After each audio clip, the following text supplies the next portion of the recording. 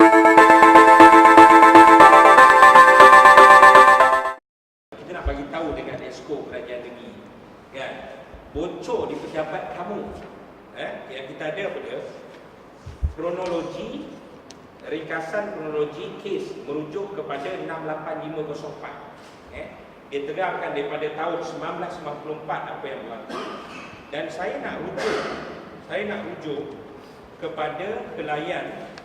Saudara boleh tengok, dia adalah gambar yang diambil daripada fail dalam pejabat. Kita nak rujuk pada layan 1, 2, 3, 4. Layan keempat,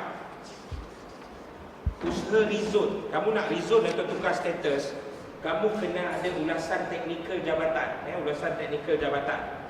Dan antara jabatan-jabatan yang dibuat ialah Majlis Daerah Kuala Langat, JPPD, Jabatan Perancangan Bandar dan Desa Selangor, Perhilitan, Lembaga Urus Air, dan termasuk Jabatan Alam Sekitar. Mengikut rekod 6 bulan Februari 2015, Jabatan Alam Sekitar telah tidak menyokong usaha perubahan status dan atau penlekungan semula dilakukan. Tapi nampaknya mereka telah robust benda ini. Saudara, saya telah carian kita lengkap. Itu kita kata hari itu jangan nak jawab saja, kan? Ini adalah peta yang kita ambil daripada cadangan rancangan tempatan Kuala Langat 2020. Sepatutnya dia terpakai sehingga 2020. Dia di kawasan sini ialah terletak Tanjung 12.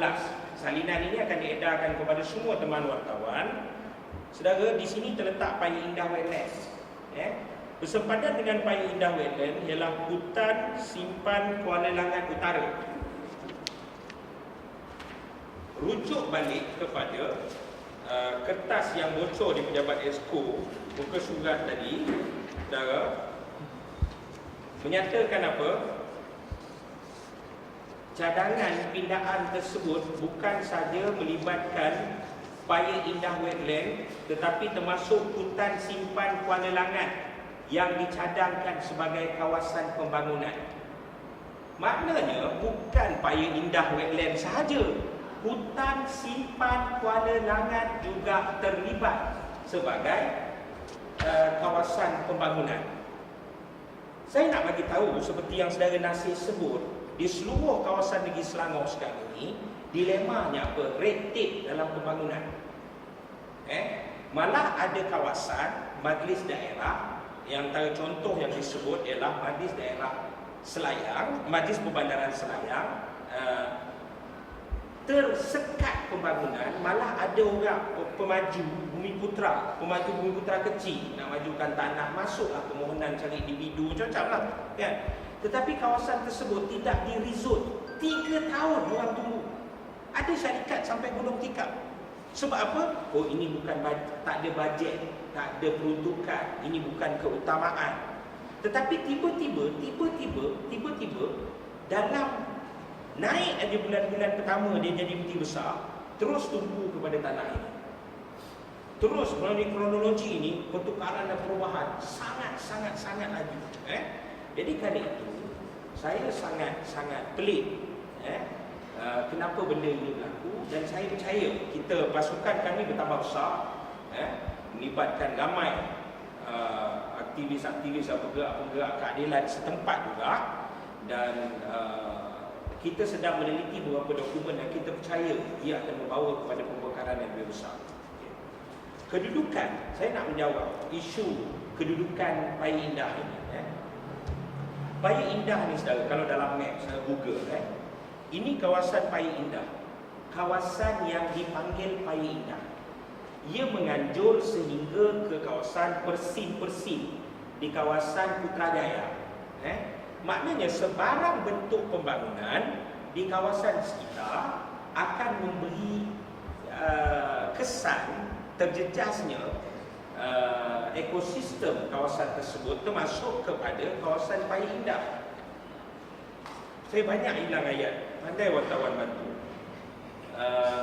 Saya rujuk balik tulisan Saudara Nur Azam Syahari yang pernah disiarkan oleh media dengan tajuk Wetland Dunia Lembang untuk diteroka. Carian boleh dibuat selepas ini.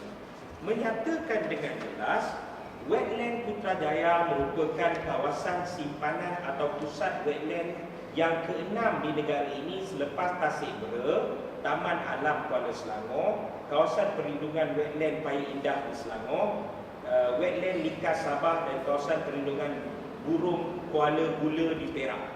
Maknanya kawasan ini menjadi kawasan yang sangat penting. Negara kita burung hijrah daripada Siberia ke selatan, daripada utara ke selatan setiap tahun ada spesies yang cuma singgah sekali saja. Dia terbang, dia pit stop dia situlah. Nak apa ke? Saudara, benda kalau ini terganggu, dia bukan sahaja mengganggu ekosistem lokal, tetapi dia mengganggu ekosistem dunia. Burung hijrah ni dengan pendebungaan seluruh laluan dia ada kesan terhadap dunia. Dan Menteri Besar Jabatan Alam Sekitar dah kata jangan, tapi kamu robust juga benda ini. Jadi justru itu hari ini sebagai rumusan sebelum sesi soal jawab dan pernyataan media yang dalam isu yang berbeza yang dibacakan oleh penjelaran SMM Saudara Faisal, saya sebut dengan jelas ialah tuntutan kita mudah, iaitu tukar balik status ni.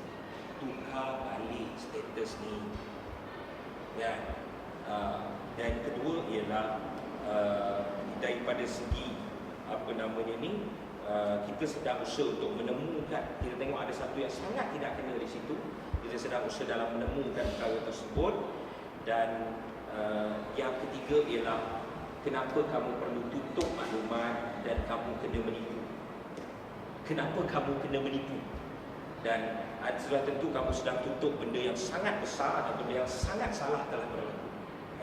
Dan justru itu tuntutan kita juga dalam perkara penipuan ini, kerana negeri kena ambil tanggungjawab dan Exco Terbabit harus letak jawatan sahih ini. Hari ini kita dah tunjuk